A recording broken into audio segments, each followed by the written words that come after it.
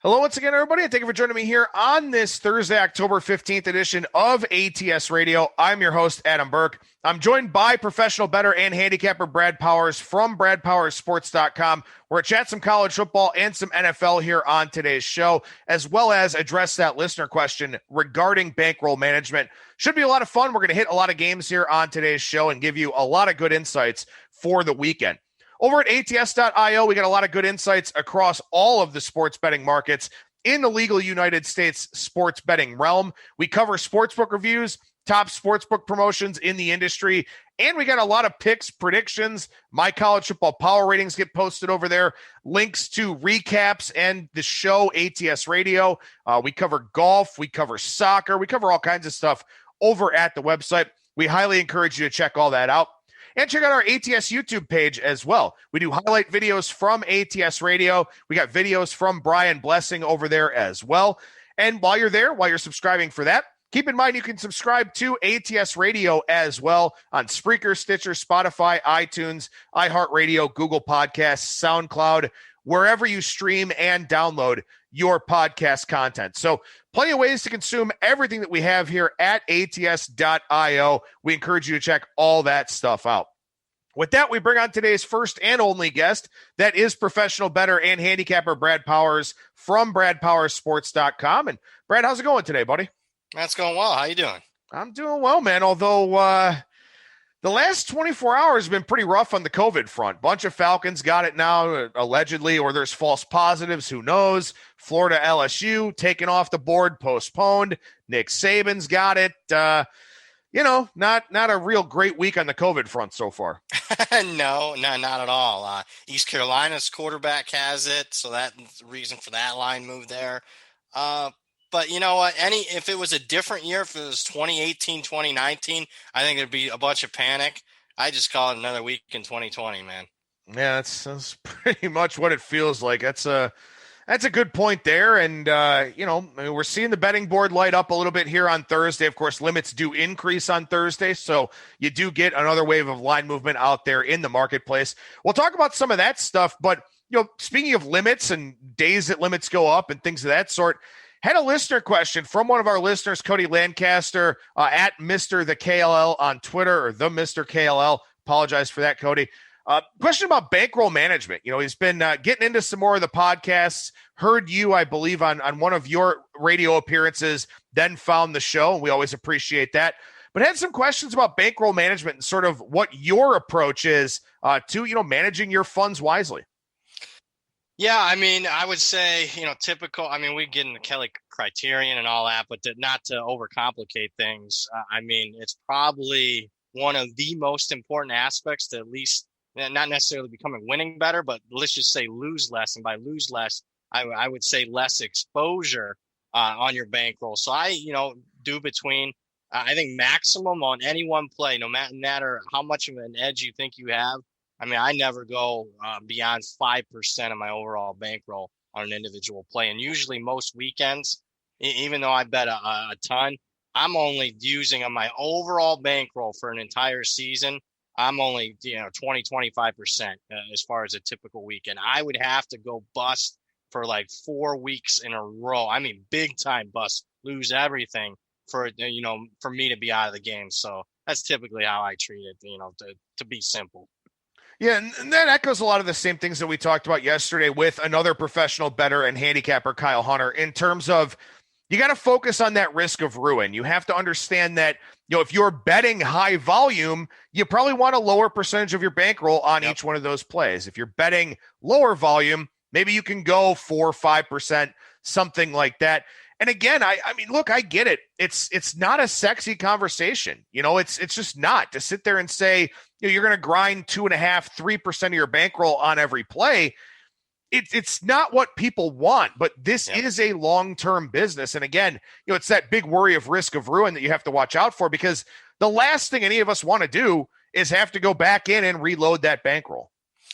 Yeah, absolutely. And the object is to stay in the game for the entire season, because, anybody can start off slow or vice versa, start off fast and finish slow.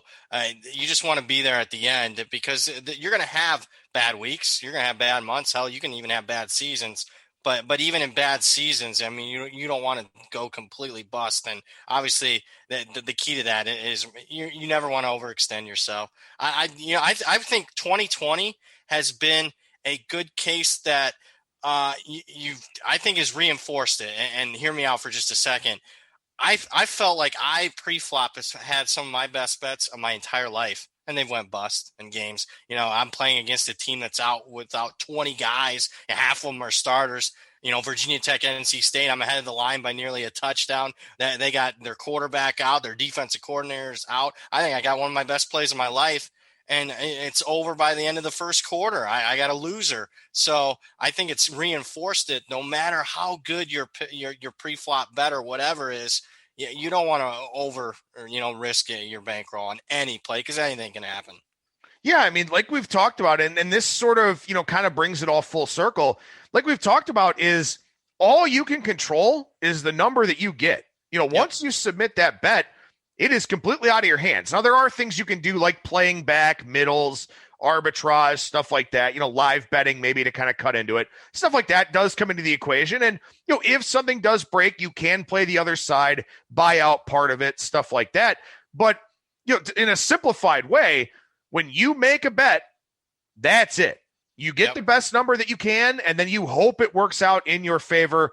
Or if some bad news breaks or something like that, you do what you can to mitigate that loss. But, like you said, I mean, this is a business subject to a ton of variance. And if you beat the variance, that's great. And one way you can try to do that is by beating the closing number, getting the best of the line that you can.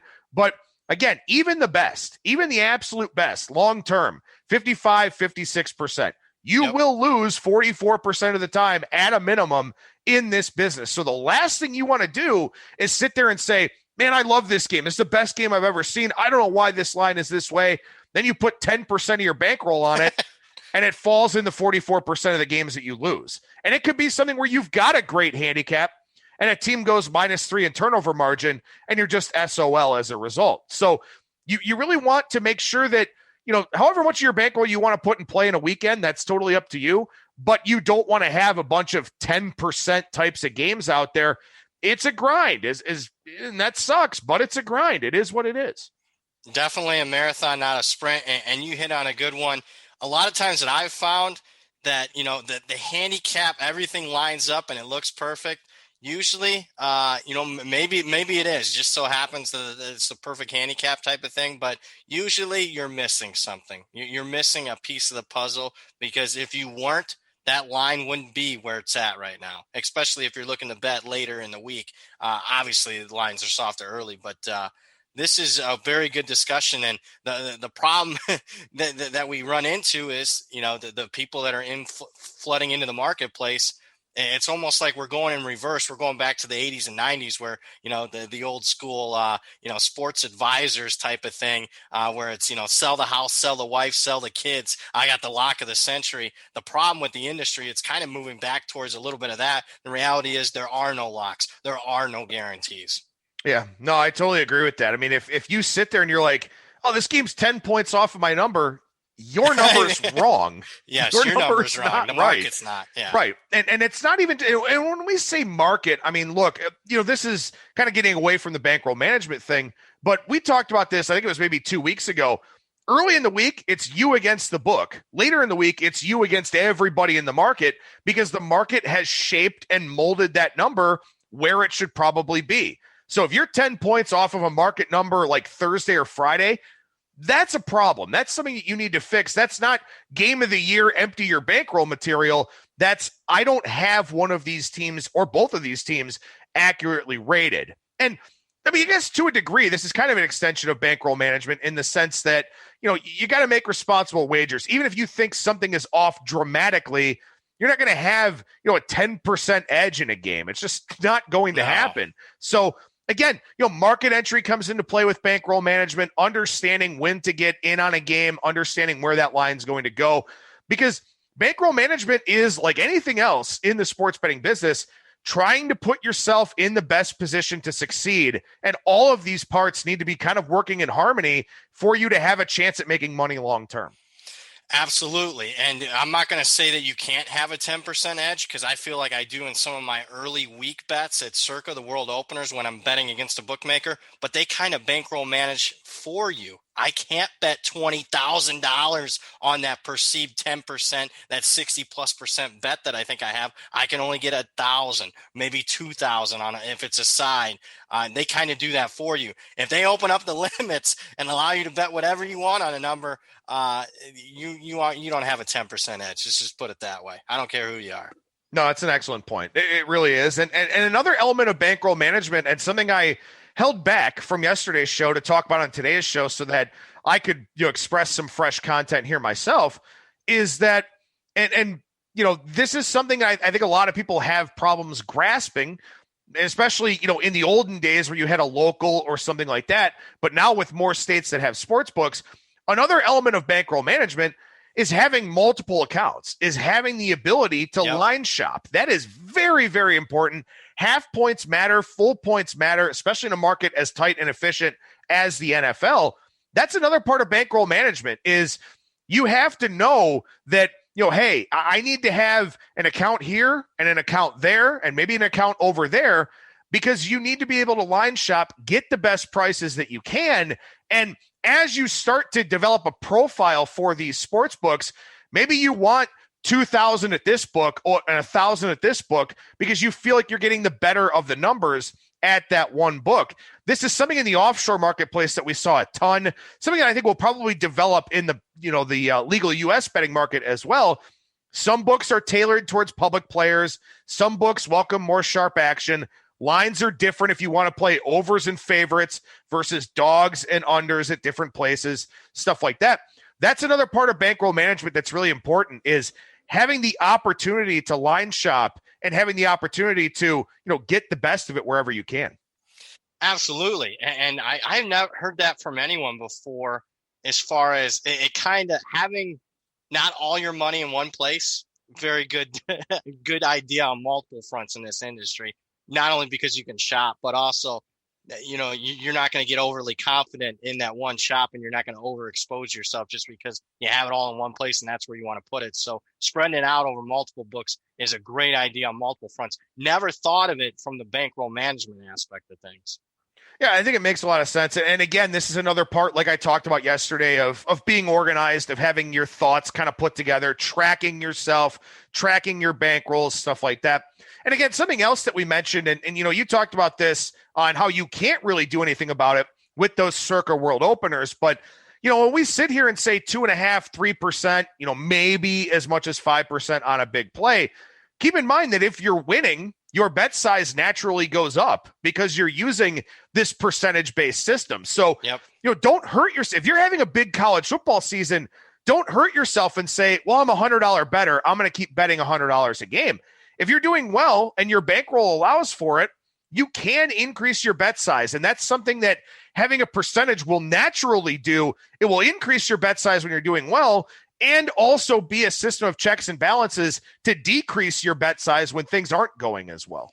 Absolutely. One of the best points you made is, that's what percentages do. No matter what your bankroll is, it's keeping you confined. So bigger bankroll, yes, of course, your overall size of your bet's going to be bigger, but percentage-wise, it's going to remain the same. So I like that point that you made there.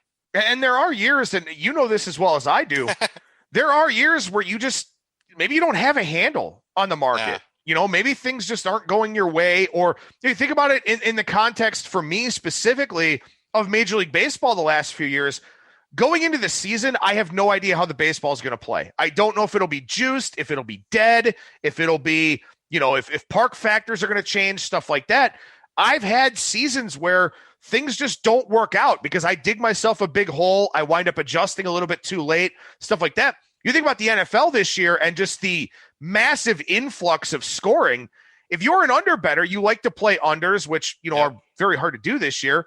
You've gotten your ass handed to you early on in the season. And so, there is always, no matter how much you feel like you're prepared for a season, there's always some degree of uncertainty.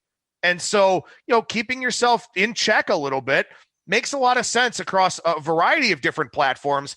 And again, the thing about bankroll management, I think the biggest takeaway here for Cody and for our other listeners is that it's like a living organism. It's always changing. It's always adapting. It's always evolving because you have control over your bankroll. You don't have control over what happens in a game. You have control over how you bet that game, what number you get, all those kinds of things. So it's something that I feel like you never want to just get complacent with, I think is the big takeaway. Absolutely. Can I say one final thing? Absolutely. I would say this also. Always set aside, as far as your bankroll, always set aside what you can afford to lose. Because chances are, at one point, one season or one point, you might lose it all. So always set aside, what can I afford to lose? If it all goes bust on me, chances are I have a really bad season, what can I afford to lose? Then you'll be okay.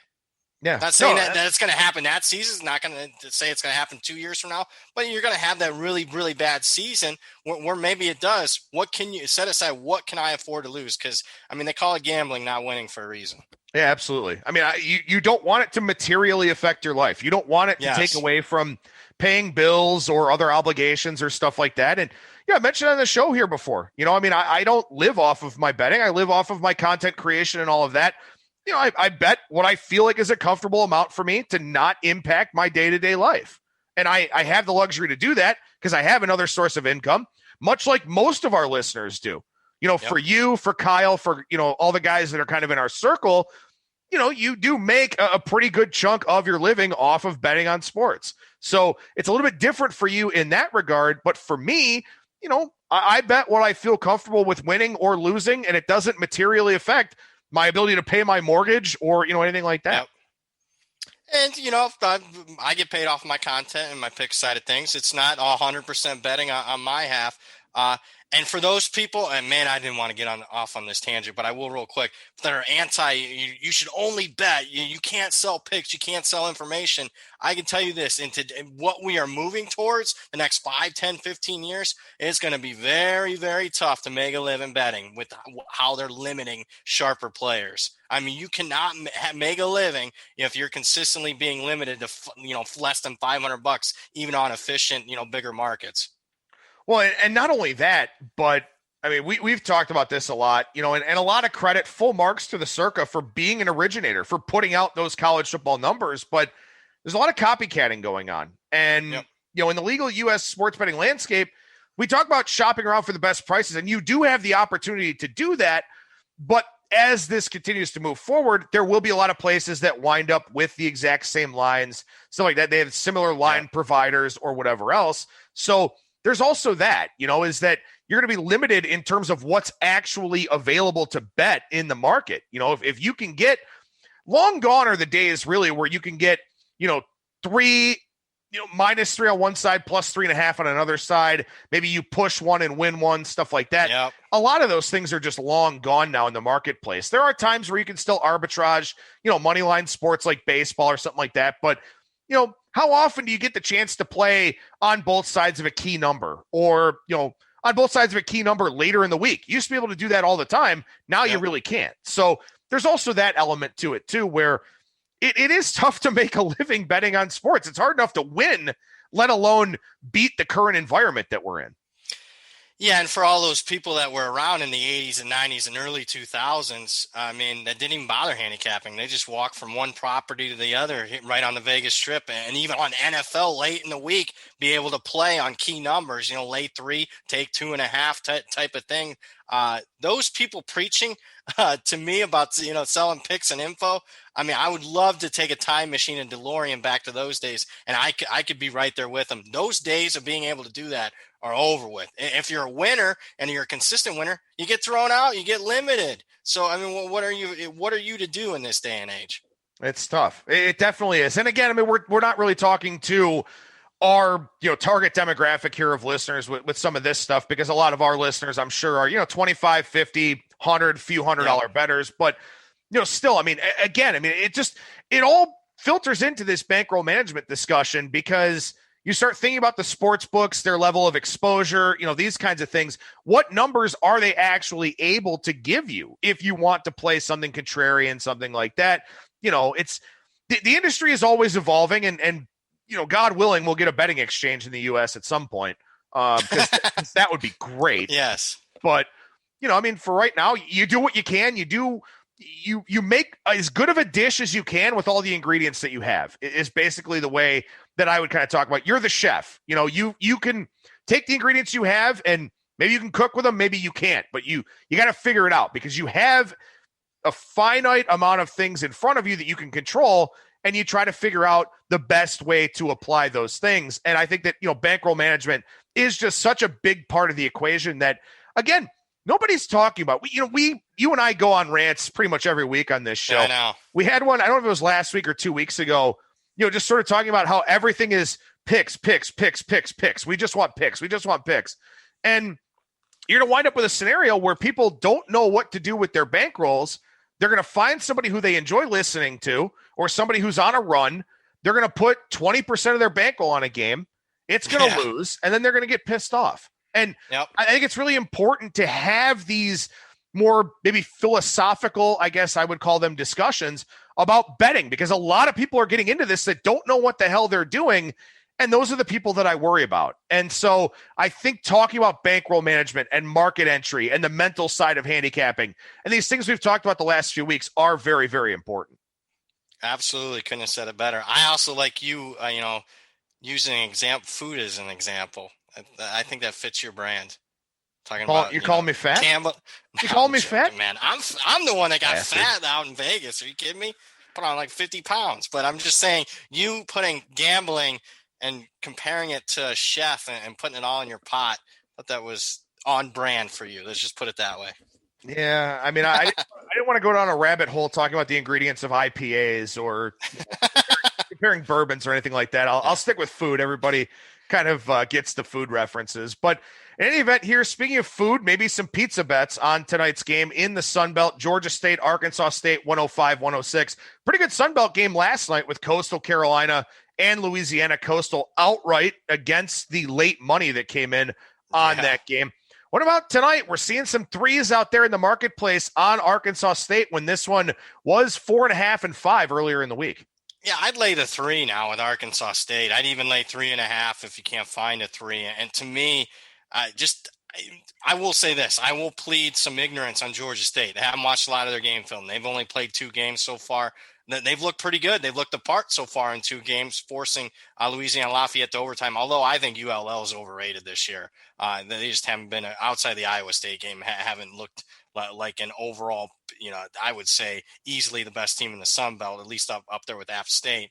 Georgia State then beat East Carolina, but again, only 2 games. I got 4 game sample size with Arkansas State so far this season, so I've seen a little bit more of them. And here's what I have seen in the last 10 years. Arkansas State's got one of the sneaky good home field advantages all in college football. I mean, they're 44-10 straight up at home the last decade, and they're 57% against the spread at home the last decade. So I disagree with I agreed with the early money as far as a pure power rating. I got it like 3.5, 4, but man, if you can tell me I can lay 3 with I feel is a superior Arkansas State team, that's the bet I got to make. Pizza though. Pizza. Yeah, I got this one 5, so I was right there on the opener. I'm a little bit surprised to see it move against me, but like you, maybe I haven't seen enough of Georgia State to make that necessary adjustment, to the Panthers here. And, when I look at Arkansas State, and this is always an interesting topic of conversation with these standalone games, and we're going to get a lot of action during the week. I think we're getting some Mountain West games on Thursday night as well, from what I remember about the schedule that they came up with. People want to bet the team that's familiar to them. And Arkansas State has been a very good Sun Belt team, a pretty good group of 5 team. They've had, some very quality coaches go through there. You think about the guys that kind of used it as a 1-year springboard, like a Hugh Freeze, for example. They've had some guys that have kind of come through there, done 1 year and gone on to bigger jobs. Blake Anderson's been there for a while, but the program has remained consistent. And Georgia State is a team that, they're very Jekyll and Hyde year in and year out. They're very inconsistent football team for the most part. So I'm kind of surprised to see that we haven't seen a whole lot of buyback on the Red Wolves, or at least the indication of what public money can do in such a heavily bet standalone game. It's been the sharp money on Georgia State that has stood out. I wonder if this one goes back up a little bit throughout the day, much like that Coastal Carolina-Louisiana game did yesterday. I think it will go back up. Keep in mind, no NFL Thursday night game. So when people get off of work, they want to bet the game of the night.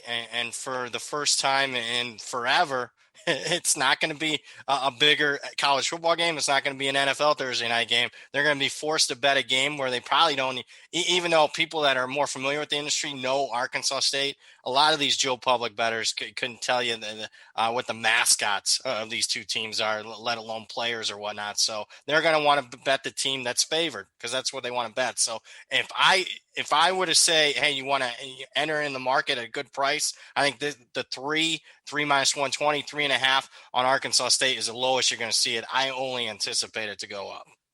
And again, I mean, that's another element of bankroll management, quite frankly. It's a standalone Thursday night game. There's no NFL. People are going to bet it. But, unless you're really familiar with these two teams, keep in mind that, you're kind of taking something of a leap of faith here. So, make a smaller bet, to say the least, I guess, would be kind of my takeaway from this one. And when we say pizza bets, a dinner bet, if you're normally betting $100 on a unit, $100 is maybe your 1%, maybe it's a $20 type of bet. You want to have action on it, you want a little bit of extra excitement in the game. That's what we mean by pizza bet.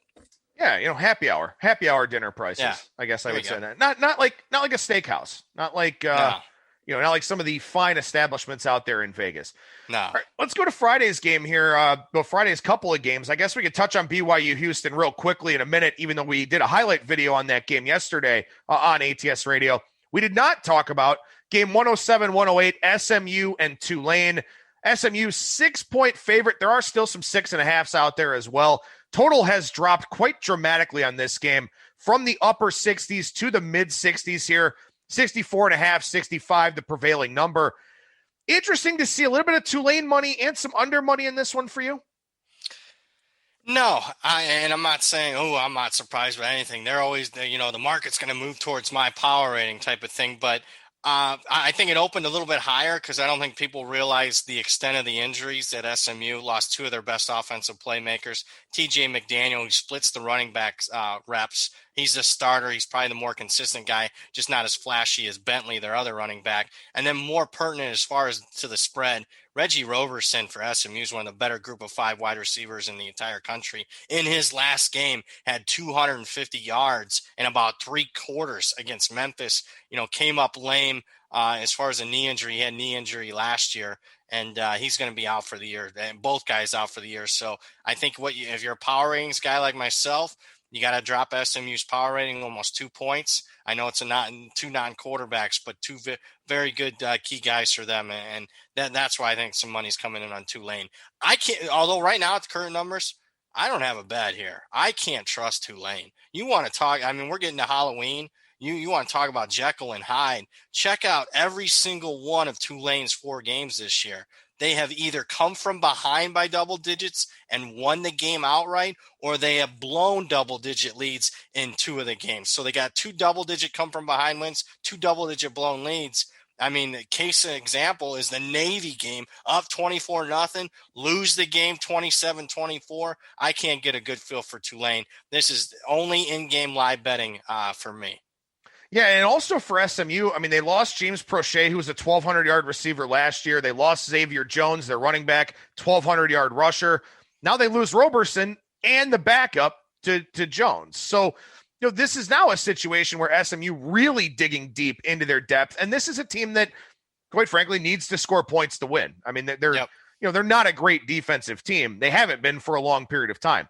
I still think, my number here is 8.5. I did not account for those injuries, so I'm more like 6.5 here. If I had to play it, I'd go SMU. But again, just because it's not a standalone, but just because it's a Friday night game, you don't have to play it. So if there's no edge to be had, you don't have to do anything pre-flop. As you said, maybe a live betting opportunity, especially with the in-game situation for Tulane and how they've been kind of all over the place in that regard. One other game Friday night, Byu Houston, 109-110. 5 is the market number, 62, 63, the totals that we're seeing out there. Interesting line movement on this game. Houston got hit very early in the week, Sunday night into Monday. Then BYU money came back with authority a little bit after that. And now this line's kind of settled in a little bit.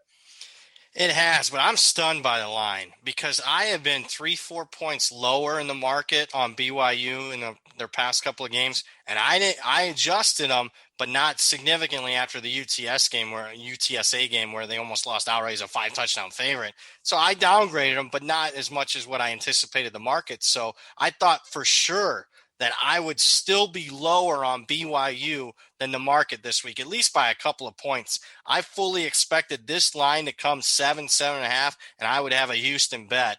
Just never got there. So again, I hate to say another standalone game where I don't have here's my lock, here's my pick of the night, here's, the bet you need to make. I don't have one. If it gets to 6, I think I'll take a little bit of Houston. I think BYU is going to struggle with Houston's speed, something that they haven't overly seen so far this season, but stunned that the number's not higher. My line's 8.5 on this game. So I certainly expected it to be higher. We talked about it yesterday on the show when it went down to 3. There was some pretty good value at that point, I believe, in BYU. Houston has one data point, and Tulane maybe isn't very good. I mean, we kind of saw that last week. They were +5 in turnover margin and still gave up 49 points. So maybe Tulane just sucks. On the other hand, BYU has not played anybody that's been very good to this point. And like you said, that upgrade in speed is something that we'll have to watch with BYU, see if they're prepared for this type of game. I think maybe you kind of look at the derivative markets for this one. If you think BYU is going to struggle at the outset, maybe you go ahead and take Houston first half, Houston first quarter, something like that. And then maybe BYU gets into the flow of the game because I do think they're the better team, as my power rating obviously suggests. Maybe you take BYU second half live at a cheaper number, something like that. I think this is one for in-game betting because you've got this BYU team that's played a lot against this Houston team that hasn't, but both teams stepping up in class. Then obviously Houston's going to have to clean up the turnovers. BYU's not Tulane. If they have 5 turnovers, they're not going to win, and they're going to get blown out. Although I will say this, I upgraded Houston significantly because they overcame this. And Ralph Michaels, who used to be on your show, you had a great tweet on this. If you are -5 in turnovers and you're favored, prior to last week's Houston-Tulane game, you were 1-90 against the spread if you were favored and -5 turnovers in a game. And yet Houston overcame that to win and cover with margin against Tulane. So I think Houston could be a very good team this year. Well, and to circle back to the bankroll management thing, again, massive outlier outcome where if you play Tulane and you're +5 in turnover margin, you think you're sitting pretty, and they give up almost a 50 burger and lose by 15. So again, it speaks to what we're saying about bankroll management of anything can happen, especially in college football, which can be a very, very high variance environment. Yeah, and if you would have gave me, I wouldn't have had to look at any stat. If you'd have told me, hey, Tulane's going to be +5 turnovers tonight, I would have, I wouldn't have followed bankroll management advice. If you'd have gave me that stat, let me lay 110 and taken Tulane at the number that they were pre-flop, I would have went 20% type of bet if I knew they were going to be +5 turnovers because I knew how much my chances of winning were. But it just goes to show you there are no locks. There are no guarantees. What was Duke last week? -6 in turnovers, and they outgained Syracuse by 350 yards? -4. -4. They had 6 turnovers. They were -4. But I mean, it's another one. Like they scored 38 points with 6 turnovers. Duke's been like that all year. If they just figure out some point this season to stop turning the damn ball over, I think they are a great value bet. Is Chase Bryce colorblind? Is that what it is? I don't know. It doesn't matter. He must be. He can't throw the – I don't know, man. It's bad. I don't remember Cutcliffe ever having a quarterback that was that turnover prone. But he doesn't. He's the quarterback whisperer for the last 15 years. So let's go back 25 years. He was Peyton Manning's quarterback coach at Tennessee. Let's talk about the ACC in general here because a lot of these games are at the top of the board on Saturday by rotation number. You got Boston College and Va-Tech. This one's going up. Va-Tech now a 12-point favorite, total 62. Big money on Miami up to 14 with Kenny Pickett. Very questionable for Pitt. Totals come down on that game to 47.5. Duke and NC State, 2 teams that have been all over the map so far. NC State 4.5. Virginia, They're taking out Wake Forest, and Wake Forest taking a little bit of money there. That's significant because I don't think a lot of people liked Wake Forest coming into the year, but they're taking the money at home in that game, moving off of a key number. That's a very sharp play there on Wake Forest. North Carolina is a big favorite against Florida State, not a surprise. Clemson, big favorite against Georgia Tech. But overall in the ACC this year, Brad, not a whole lot of defense, a ton of inconsistency, a shitload of turnovers. I don't know if I've played an ACC game yet this year. Really? That's surprising.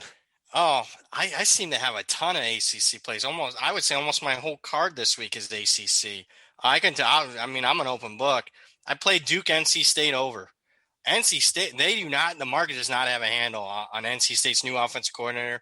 They're 4-0 to the over. Got fortunate last week, but again, how fortunate could you be? You cashed an over in a game played in weather, so I'll take that for NC State 4-0 to the over. And Duke, when I make an over bet, I want to know, are you running pace? And I get it. Duke is consistently turning it over, and that's terrible for betting the over. But they ran 100 plays last week. Duke is running plays, and if they just have instead of turning it over 4 or 5 times, they just turn it over twice in a game. I mean, they have no issues moving the football. So I did bet Duke NC State over. As long as the weather's good there, I still think there's value at over 60. Well, and that Boston College Virginia Tech game, my number on that game is 12, so it has moved towards my number. But I talked about this a little bit on yesterday's show. This is a dramatically different Boston College team than what we're used to seeing. They can't run the football. They cannot protect the quarterback. Their offensive line must be really, really bad, or they're struggling to adjust to the new protection schemes with a brand new coaching staff. But that's a line move that I agree with. I mean, I think Virginia Tech has looked, outside of getting torched last week by a very good North Carolina offense, Virginia Tech has impressed the hell out of me. And I think that's a game where maybe the market or I guess the odds makers, I should say, kind of fell victim to, Boston College beating Pitt and Virginia Tech getting run off the field by North Carolina. Virginia Tech still moved the ball. Hendon Hooker got to play in that game, which was pretty nice to see for them.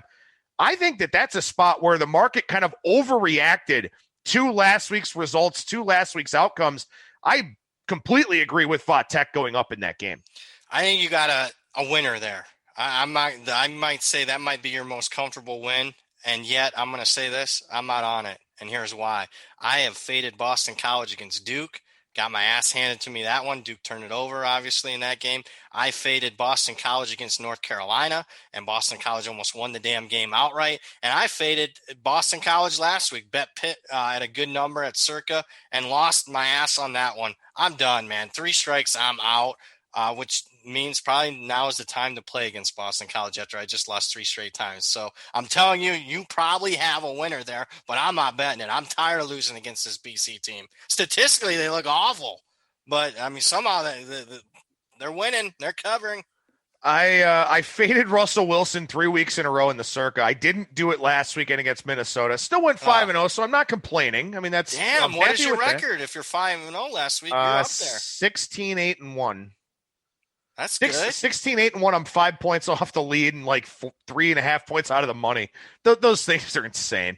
But I got gun shy not fading Russell Wilson again, even though the spots certainly seemed to make sense. Sharp money was on Minnesota, so on and so forth. So that's the tough part, man. How many times you keep going back to the well when a team has burned you? And I think with Boston College, I think it's perfectly fair for you to go ahead and stay off of that one with a lot of other opportunities here on the card for Saturday. One of those opportunities is we do a highlight video here on game 123, 124, Auburn and South Carolina. The interesting one for me, I am a South Carolina fan by marriage. I will throw that out at the top of this little highlight video here.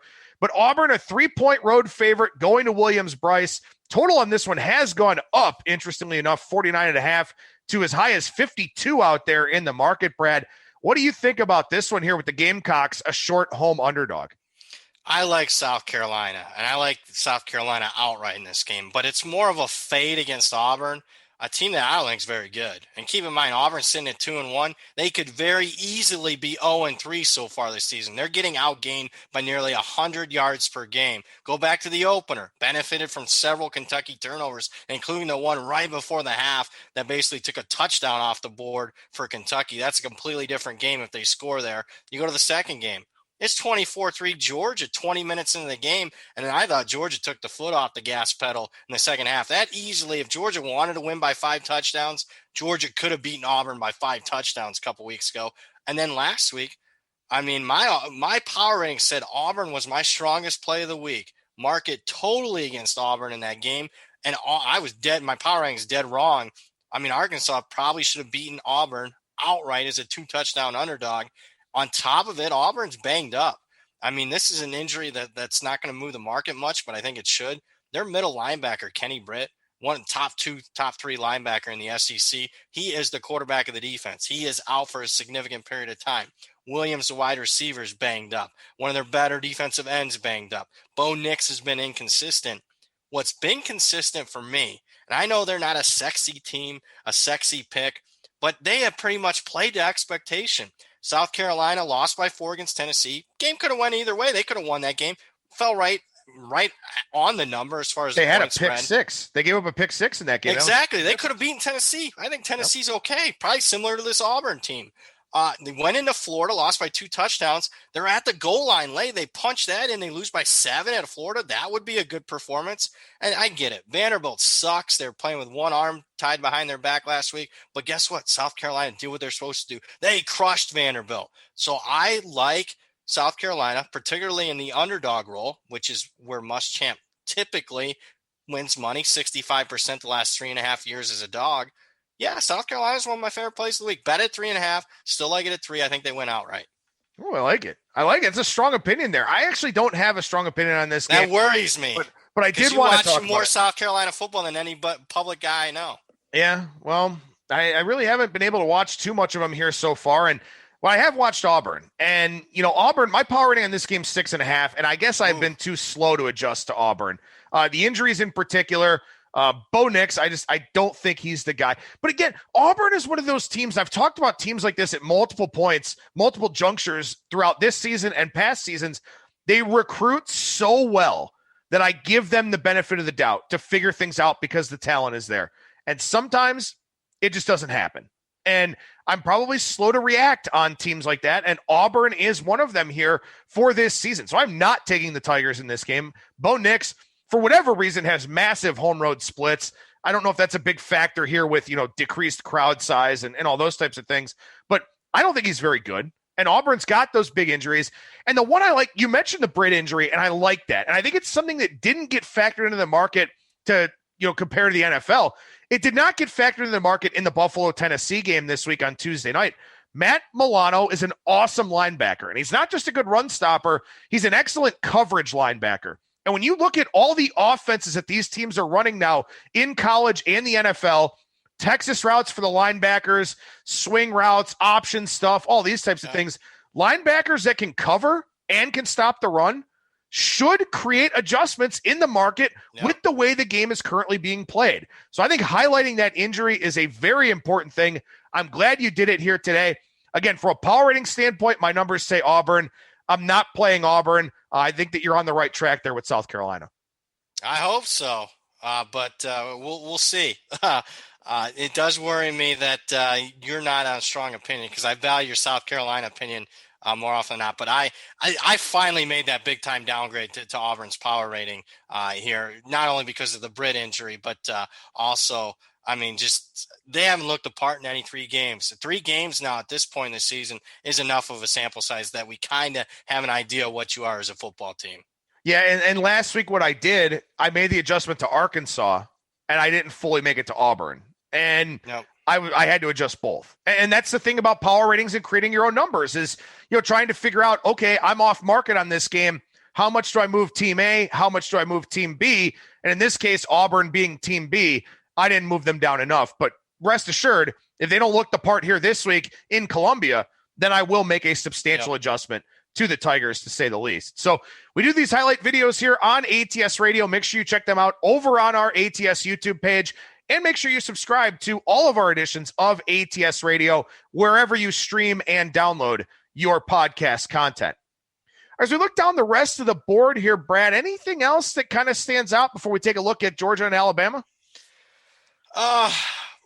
You know what? I mean, I can tell you one other bet that I made. ACC, I made two bets. I am part of the chart money on the Wake Forest. Virginia's quarterback, Armstrong, hasn't been practicing this week. I don't think that's factored in the line, even at the 2.5 number. So I think you got to downgrade Virginia a couple points there. Wake Forest, good spot for them coming off a bye. So I did like Wake Forest. The other dog that I played, and I know people are going to roll their eyes, but I'm playing against Notre Dame. And I don't think Notre Dame's – they haven't played anybody yet. If you go through their schedule, their teams are combined 1-10 against FBS teams so far this season. Duke, Florida State, South Florida. So there's that. And I have been impressed with their defense. They lost a lot of key guys from last year. And I think Louisville's the type of team. Turnovers has been the story again for this Louisville team. And if they just clean it up a little bit, a lot of backdoor potential there and getting a 16.5, 17 number. So I did take Louisville. Yeah, I like that one at 17. I think my line's 15.5 on that game. And, we talked about it a little bit on yesterday's show about how much of a disappointment Louisville's been. I thought they'd be good. I thought they would be the second best team in that Atlantic Division by a pretty decent margin, and they just have not been. And I don't know why. I don't know. Turnovers are -8. Yeah, that's a big part of it. So, I mean, is their defense bad, or is it just a field position thing? Yeah, no, defense is bad, and you would expect them not to have the gaffes that they've had, but I mean, there's miscommunications. I remember Miami just had walk-in touchdowns. We're talking 50, 60-yard touchdowns that, I mean, you and I could have ran into the end zone on a few of them. That's how wide open guys were. So there's a little bit of that defense not meeting expectations. And look, they got elite guys at skill position, and the guys have disappointed. I mean, their running backs putting the ball on the turf a couple times last week led to a couple Georgia Tech touchdowns. I mean, the disappointment on their main guys, and then defense hasn't stepped up this year. So I agree. I would say they're one of the biggest, they're most disappointing teams in the entire country this year. But I'm okay with that. Give me the value at 0-3 in the ACC. I think they're due for at least a decent performance. Not saying they're going to win, but I think they can cover specifically that 17 number. I want to make sure we got some decent time for the NFL without making you stay on the line here with me too long. But I got to ask about UCF and Memphis, 149-150. Big game not getting a lot of run because UCF has that loss. Memphis has had a very inconsistent schedule to this point because of all their COVID issues and stuff like that. But, I mean, in a regular season, I mean, this game's getting all kinds of fanfare, even with a week that would feature Georgia and Alabama. But this one, not a lot of people talking about it with UCF 3 with extra juice or 3.5 and a total up in the mid-70s. Yeah, I mean, my number's 2.5. So I'd lean Central Florida. Also, Central Florida remarkably has won 13 straight times in this series. So they have had Memphis's number. Keep in mind, 4 of those have come recently. They beat Memphis, a couple times in one single season, beating them in the regular season, beating them in the AAC championship. So for whatever reason, they have Memphis's number. I just haven't seen enough of Memphis, only a couple games. UCF's been a disappointment. They've just been sloppy. They got a couple games with 15-plus penalties in that individual game. Lean Central Florida, and hell, I'll be square. I'll lean over. I think that's a cheap 73.5 for two teams. They're going to run a hell of a lot of pace. Yeah, that's one I'd have to check and see the weather report. And again, we talk about this all the time. The deeper we get into the fall, the more you want to be checking those weather reports to see if, they're kind of a catalyst for an under or something like that.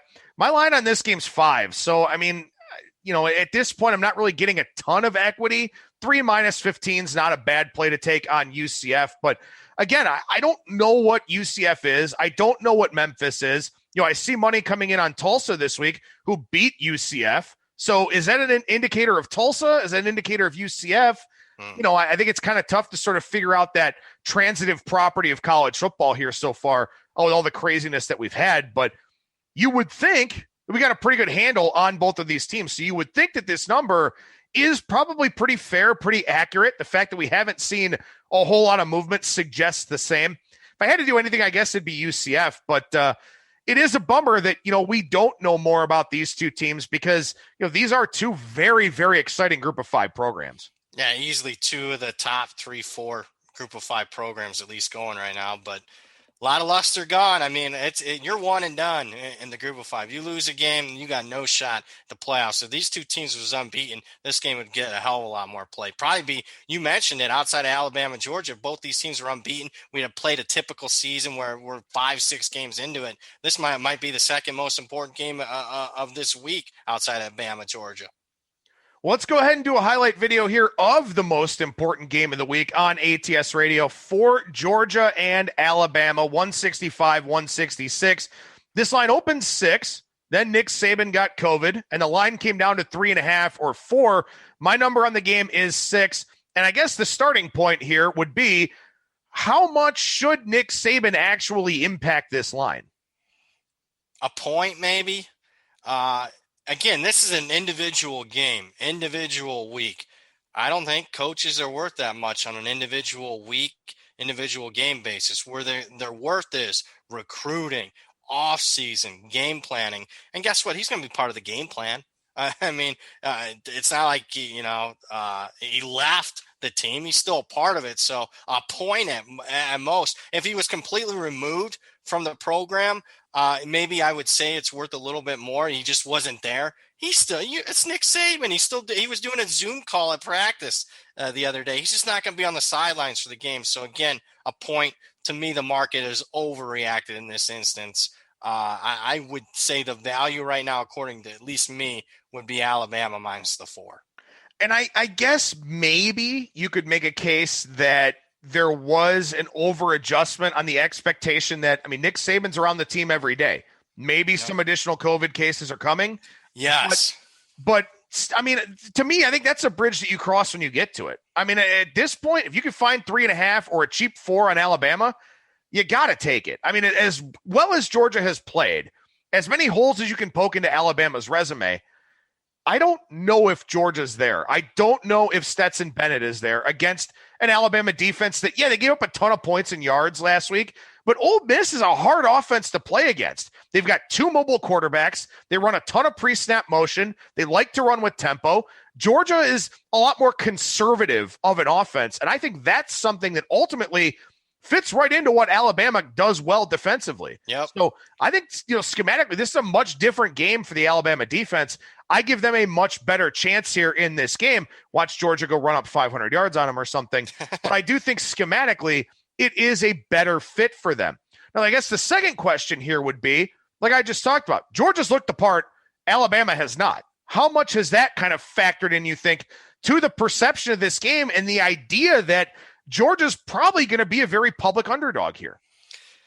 Yeah, I think it's played into it, but I think it's already built in the line. If you were looking at game of the year lines, Alabama's probably 7 or 8 in this game, and that's pretty much where my power ratings are. So again, I think that's already factored in the line that Alabama's been a little disappointment. Georgia's exceeded expectations a little bit. You hit on so many good points. If you're to tell me, hey, the adjustment is the expectation of not only Saban not coaching, but also, hey, like you said, he's around the team, maybe we're going to get more cases. I understand then going to 4, but we haven't gotten to that yet. And by all intents and purposes, at least we would know that because I think the line would continue to drop and more Bama players are going to test positive. I think you hit the nail on the head as far as matchup-wise. Georgia is less conservative than what they've been the last couple of years. They're a little bit more wide open with Todd Monken's offense this year. But, Alabama's personnel is better than Auburn's and Tennessee, so we'll see. And my main factor handicap here is you look at the teams. You've needed one of 2 things to beat Alabama under Nick Saban in the last 12 years, however long it's been. One, you need elite quarterback play. So, you look at it's a who's who of college football quarterbacks last 15 years who have been able to beat Alabama. Tim Tebow, Cam Newton, Johnny Manziel, Deshaun Watson, Joe Burrow last year, Heisman caliber players. Georgia doesn't have it. 5'11", Stetson Bennett. He's a great story. He's nowhere near what those guys were. Or if you don't have elite quarterback play, you need a lot of fluky shit to happen. Well, it's a kick 6 against Auburn. It's last year's Auburn game where they have a couple of non-offensive touchdowns. You're going to need to create something more offensively, and I'm not sure that Georgia will. Therefore, again, that I wasn't going to have a bet really on the game, but now that it's 4, I mean, I'm in the position, regardless of the Saban thing, you take that out of it. I would lay 4 with Bama. I'd take 7 with Georgia. And right now it's 4. I'm going to lay it with Alabama. Well, and I hope you have it in front of you. I don't know if you do, but there's also the stat about former Saban assistants and how they 21-0. Yeah, they don't fare well against Nick Saban. They cannot beat the master. And maybe this week it happens with an asterisk, of course, because people will put one on there since Saban's not on the sideline. But yeah, 21-0. I mean, to me personally, I think you have to have an expectation that Georgia can win this game outright to bet them on the spread. I think you have to sit there and think, okay, the Bulldogs can win this game. And if you don't think that that's possible, then you have no business betting them at 4, 4.5, or really even 6 where the number started. Yeah, I can see that. Absolutely. So I don't know. I guess we'll see how this one plays out. And of course, fingers crossed that none of the key Alabama players or, any of the Alabama players. Yeah, I want to see this one played. I mean, we've been waiting for a really marquee matchup in college football. And, outside of the health concerns and whatnot, I'm disappointed Saban's not going to be on the sidelines. I mean, I really wanted to see a big time college football game. And now, like you mentioned, there's going to be a little bit of an asterisk. And now it almost feels like we're going to have to wait a few more weeks for another big game. But I hope it's well played. I hope Alabama covers the 4. But I just, for the overall health of college football, I hope it's a decent enough game. Gets a big TV rating. Yeah, I hope it's the spotlight that it deserves to be. And, and that the spotlight doesn't become, COVID and all the other stuff that's happening here in 2020. But speaking of spotlights, we do these spotlight videos here on our ATS YouTube page from our editions of ATS Radio. And we encourage you to check out the full broadcasts of the podcast on Spreaker, Stitcher, Spotify, iTunes, iHeartRadio, Google Podcasts, SoundCloud, wherever you stream and download your podcast content. Real quickly, hold on, 1 second. Go ahead. I want, for those that want to be, professional radio guys, podcast, Adam's done this twice now. His transitions are elite, where he takes that word spotlight, moves it in the spotlight video, moves us along in the podcast. Just for you taking notes at home, like I know you're taking notes as far as the handicaps and the picks go. Take a note on how good this guy is as a host, because it's in our industry, it's really good. I appreciate the brownie points there after you called me fat earlier in the show. Hey, I'm fair, honest and fair. I appreciate that. Thank you so much, man. All right, let's transition over to the NFL side of things here, where we talked about this a little bit yesterday. So I want to get your thoughts on it here too, because you mentioned to me before we started recording here that there are quite a few things you like in the NFL market for this week. A lot of games hovering around key numbers. Chicago and Carolina was around a key number. Now it's not, with Carolina having some COVID worries and all those types of things. But a lot of other games in that 3 and 4 range. So does that make it easier for you to handicap the NFL or a little bit more difficult? I think easier. I just struggle. I mean, a lot of games here recently been around 7. And for the first time ever last year, 7 was more key than 3. It fell on 7 more than 3. First time in like 40 some years of NFL as far as the databases go back. So I guess I am more comfortable right around 3. Especially if it was a normal season and it was normal 3 for home field advantage, it would be really easier for me, because it's just basically telling you what team the market perceives to be better or not, among, being very simple 101. But yeah, I mean, to me, unlike college, the market's more efficient. So half points matter so much more. A point matters so much more in the NFL, especially around a key number. So to me, it's kind of in my wheelhouse. Man, I don't mind laying 3, taking 3.5. It's just, I don't know, it's something that I've grown up accustomed to in NFL handicapping and betting. It's certainly in my wheelhouse. Yeah, I think that makes a lot of sense. The one thing I will say that is pretty interesting here is that, now you've got a lot of these games around 3 and 4 where you used to have totals 46, 47, something like that. Now you got totals 53, 54, 52, up in that range. So it sort of makes me wonder here about, the value of 3.5 versus 3 in a game that has, higher scoring expectations, stuff like that. I'm not saying that you're wrong. I'm just saying that you kind of wonder about the evolution of the NFL. And I kind of talked about this with Rob Pizzola, who does every other week for the Matchbook Football Podcast, and he does a Periscope on Sundays. One of my favorite follows on Twitter. I think he's a brilliant betting mind. But I sent him a message, and I'm like, you think about totals. You think about teasing through that 2.5 to 8.5 corridor, the Stanford Wong teasers. Now, Is it one of those things where with totals in the 50s all the time, are 6 and 7 more important now? As 5 become a more important number, 10, 11, are those getting to be more important numbers? Not, in a traditional handicapping sense, but when you start talking about games around key numbers, you start talking about teasers and the implication of moving teams up, moving teams down 6 points, stuff like that. It's a different kind of environment now where we used to see 3s and 3.5s in 45, 46, 47 totals.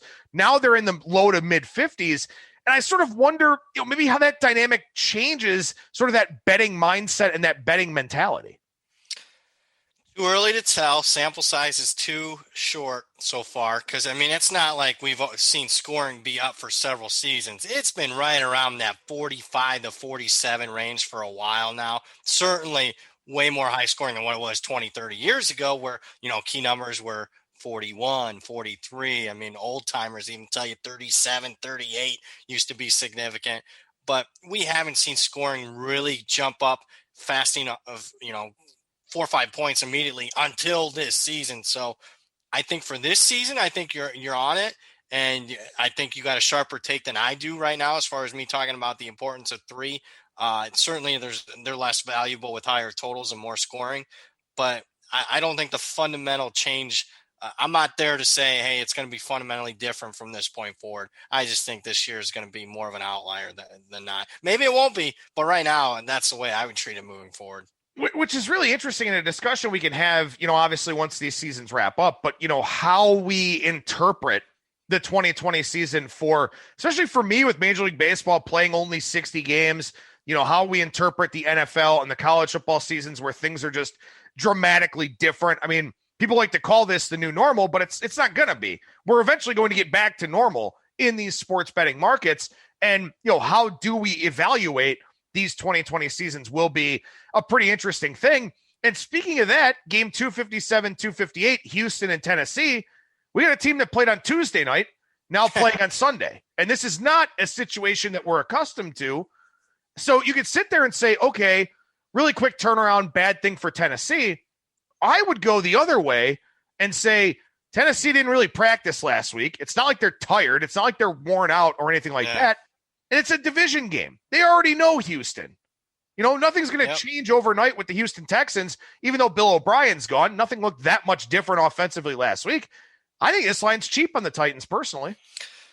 Yeah, so many things. I would say a lot of things you're going to end up just throwing out and just say an outlier 2020 year. But the great thing about this year is we're learning a lot, what do players mean? How much to a point spread? A lot of times overvalued as far as point spreads. Especially in college, 15, 20 players out, doesn't matter. They still can go out there and field a team and be fine.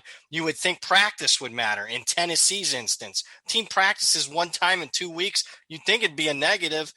They looked fine to me against Buffalo. So at least you're coming, head coaches being out. How much are they worth to the point spread? I don't think that much on an individual game basis. So the positive, I shouldn't say the word positive. The decent thing coming out of 2020 is, a lot of this stuff that we would just never really truly find out, the importance of some of this stuff. We are getting a better grasp of it and that we can take forward moving forward. For me, I don't have a bet on this one, man. I think Houston getting that toxic Bill O'Brien out of the locker room, it could be more than just a 1-game bump. Sometimes you get that 1-game bump with the interim. Hey, we got this guy out of the building. Maybe it was just so bad, so toxic for Houston that it might be multiple games in this instance. They got a guy with, somewhat of a clue in Romeo Cornell that's been around the block or two when it comes to the NFL.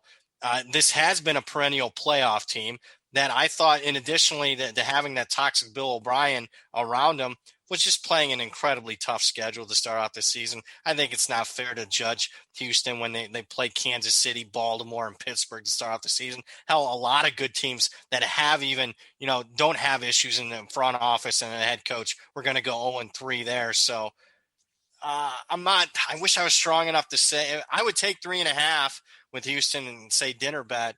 I don't have it strong enough at 3, but yeah, I do lean Houston here. I'll give you 3.5. I'll take Tennessee 3.5 if you want to do a dinner bet on it. Oh yeah, dinner bet then. Because right. I think Tennessee's overrated. Even they crushed Buffalo. They were in a bad spot and crushed Buffalo, but they're +3 in turnovers. Were outgained. This is a team that in the first 3 games of the season really didn't play anybody, but yet they won games in the final seconds and minutes by field goals. Yeah, I think Tennessee's overrated. So yeah, you're gonna give me 3.5. Give it dinner. Let's do it. We'll do it for dinner. I'm hoping it's got to take a dinner, that I already owe you off the plate, sort of. A double or nothing. Yeah, I'm not willing to go double or nothing on this one. I already owe you enough. Here's one other element that I kind of like about this, and when you think about the way that the Houston Astros have been treated, now this is on a different level, but the Astros kind of have that us against the world, F everybody else mentality. Tennessee is not being viewed in a very high light across the football community right now because they put a lot of things at risk by having the COVID cases, then doing the team workouts and all that kind of thing.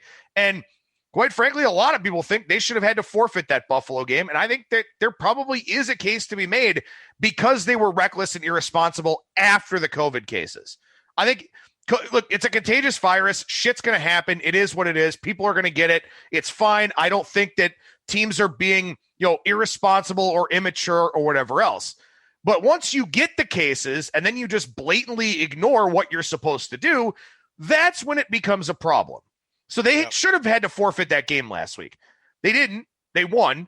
And there was that little clip after the game of Taylor Lewan, and the Titans official Twitter actually posted about this, of Lewan basically saying, oh, what do you think about us now? And, all these kinds of things.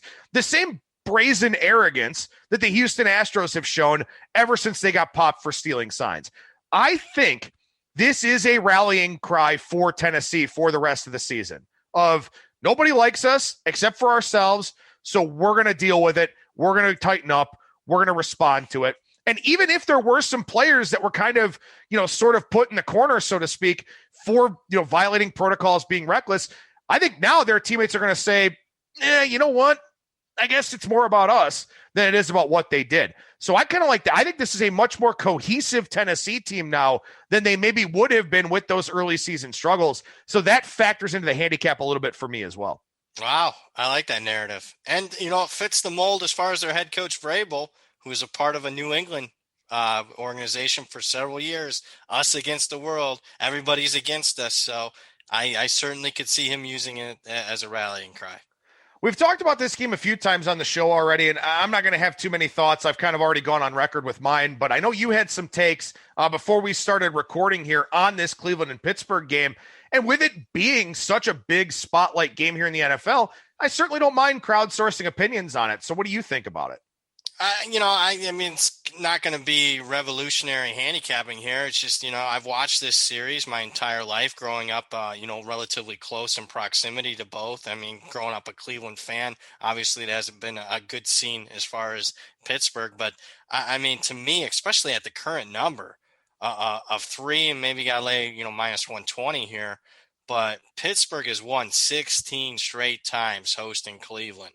This is the second lowest spread in that time. Is Cleveland historically good? Yeah, I would say that they are, at least compared to what they've been since, going back to 1994 when Belichick and Saban are on the sidelines for them. So that I agree with. But in order to have an historic line, I think it's got to be both parties. And Pittsburgh, I mean, at least record-wise, historically good. I mean, they haven't been 4-0 since 1979.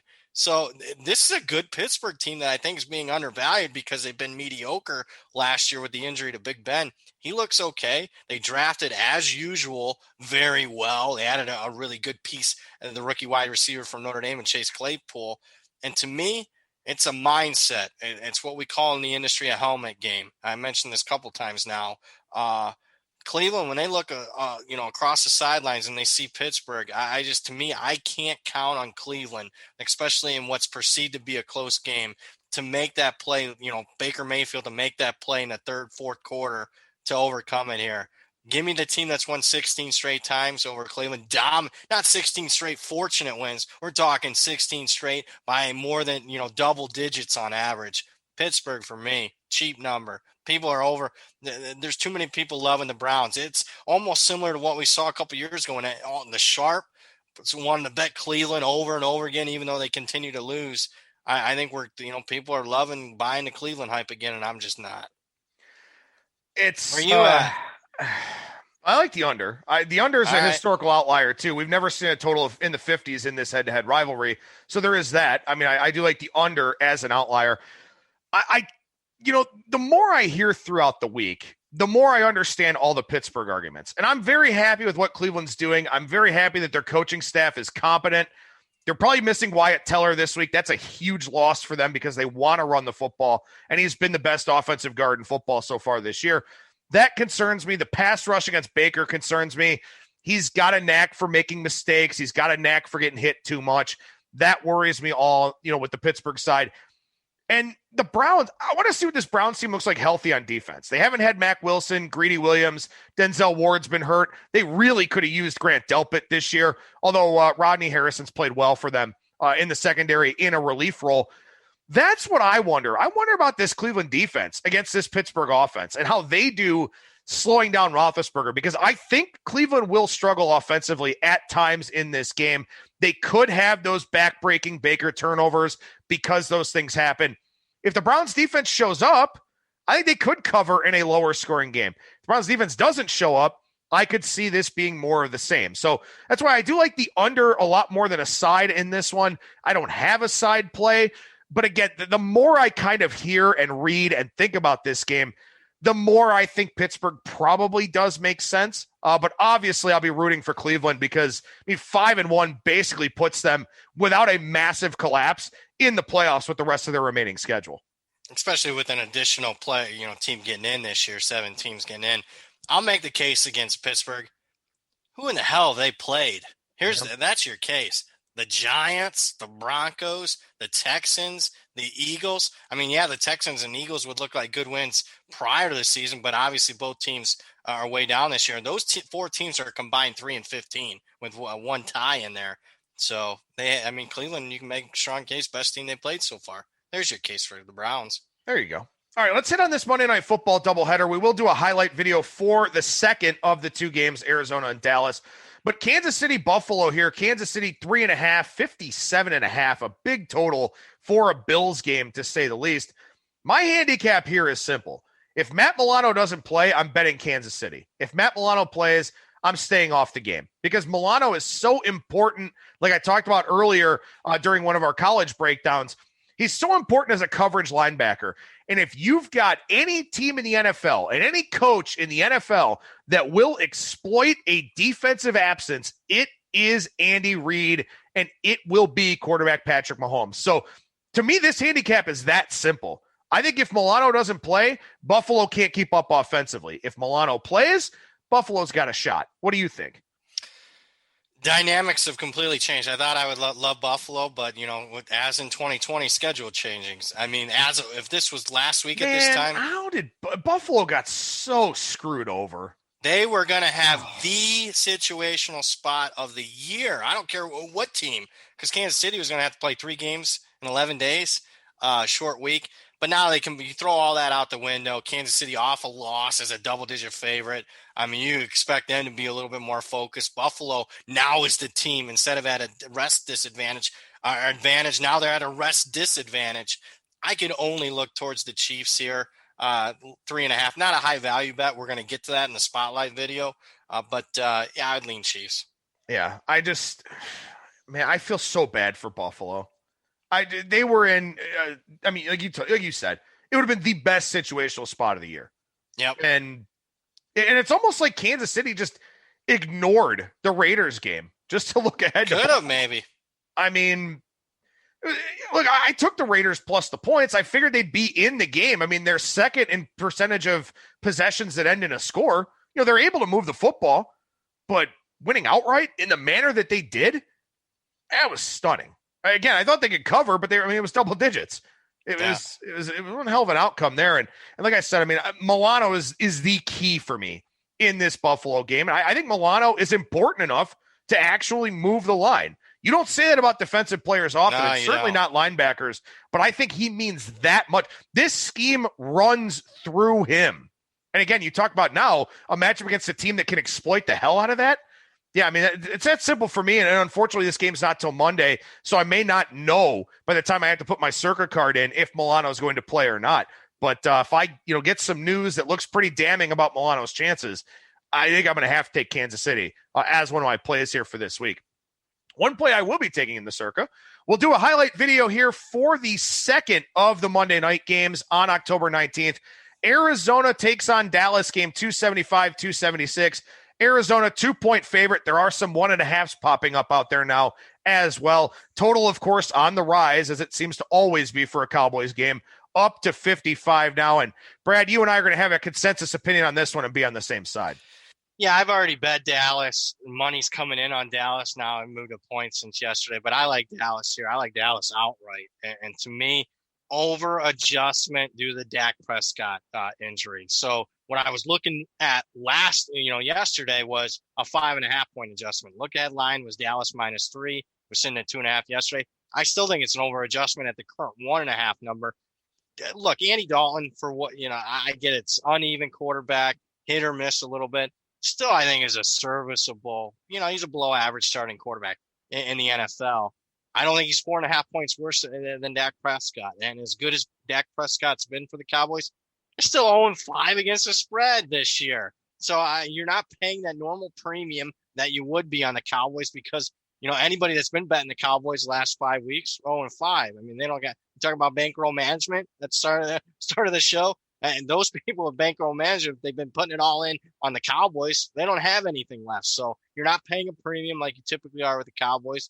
And again, Dalton to me is not that big of a downgrade. So that's the value for me, though. Those two instances there, I think they win the game outright. On top of it, it's the third straight road game for Arizona. Not an ideal spot. And we're talking 2-3 straight long travel spots for them. So yeah, give me the Cowboys. Yeah, I like the Cowboys here too. I think I agree with you that this line has been over adjusted.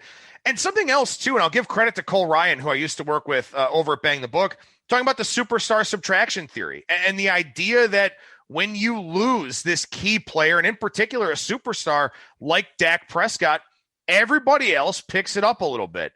And if I'm on the Dallas Cowboys defense, I'm sitting there going, boys, we suck and we can't. We cannot play as bad as we played now that our quarterback is gone.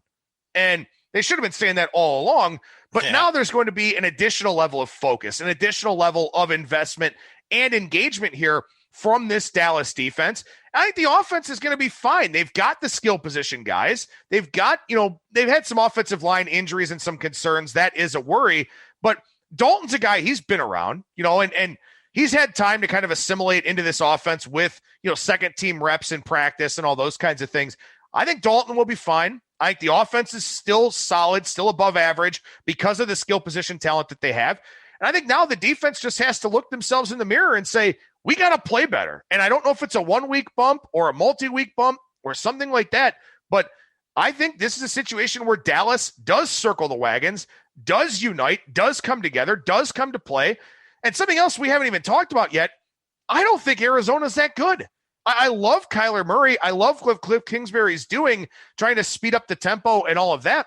I just don't think Arizona's that good of a football team either. Yeah, I'm probably a little bit more higher than you are, but let's look at the schedule. Who have they really played? The Jets, the Lions, the football team, I should say, the 49ers who have disappointed, Carolina, but that was a loss. They were dominating that game against the Panthers who are better than expected. So, yeah, I don't think Arizona's average at best, might even be below average. And let's just say this, Dallas wins this game. Hey, man, you're talking about clear-cut NFC East champs. At least they're going to be the favorite at that point. They get a win here. They're in good shape to win the division. Yeah, no, absolutely. At least moving in that direction. Yeah, for sure. And look, they're going to find out what happens on Sunday too. Philadelphia is very likely to lose to Baltimore. Yep. You know, the Giants and Washington play each other, but neither one of those teams are a factor. So Dallas gets another little extra kick in the ass based on what probably happens in that Baltimore-Philadelphia game. So everything pointing towards Dallas here is we've got a consensus opinion on this highlight video for ATS Radio. Make sure you listen to the full broadcasts, our entire podcast of ATS Radio, now Tuesday through Friday, moving Kyle Hunter, of course, from Monday to Wednesday. So Tuesday through Friday right here on ATS Radio. All right, with that, anything else in the NFL market you want to talk about before we close up shop on what I think has been our longest show together? Yeah, no, I'm tapping out, man. Tapping out. Yeah, I got it. My fat ass has got to go eat some lunch. So I didn't mean anything by that, man. Jeez. No, it's fine. It's fine. It's just, you know what? It's look, we're a self-deprecating lot, us very sports much bettors. So. That's just how we roll here. And I know Brad Powers does a lot of rolling over at bradpowersports.com. What's going on over at the site right now, man? Yeah, rolling. There's some fat rolls, and maybe I should be rolling some other things. At least that was the advice that somebody gave me as far as betting goes. But if you are interested in information and you just don't want picks, but you want to take a look at my power ranks, you want to take a look at my thought processes about each college game, each NFL game, all through the Super Bowl, every single week, you get an email to you. It's my Powers Picks newsletter, and it does have picks in it. It is called Powers Picks, and they've done fairly well, 57% over 6 years, 61% this year. It's not all that bad. I know I like to bitch, piss, and moan about losers, but I actually do win most of the time, or at least stay above that cut level. If you're interested in it, it's just $79 for the rest of the season. Go to bradpowersports.com. And speaking of the power ratings, keep in mind, we've got 4 new conferences coming up in college football here soon, too. So that'll give you a nice barometer of where Brad is in terms of the Big Ten, Pac-12, Mountain West, and the MAC, and I will be referencing those myself as I put together my power ratings this weekend for at least the 2 conferences coming up, and maybe start doing some initial work on the other 2 that are coming. But again, over at bradpowersports.com, at Brad Powers and the number 7 on Twitter. Highly recommend that Powers Picks newsletter, to say the least. And Brad, always a pleasure, man. Thank you so much for joining me. Appreciate it. We'll talk to you again next week. All right, sounds good. Take care, my friend. There you go. Once again, professional handicapper and bettor Brad Powers from bradpowersports.com, at Brad Powers and the number 7 on Twitter. Coming up on our Friday edition of ATS Radio, my thoughts for week 6 in the Circus Sports Million. 5-0 start to the second quarter, me and 196 other entries. So hopefully have another good week here this weekend and kind of separate a little bit from the pack. That'll do it for me. Thank you so much for listening, everybody, and I will talk to you again tomorrow.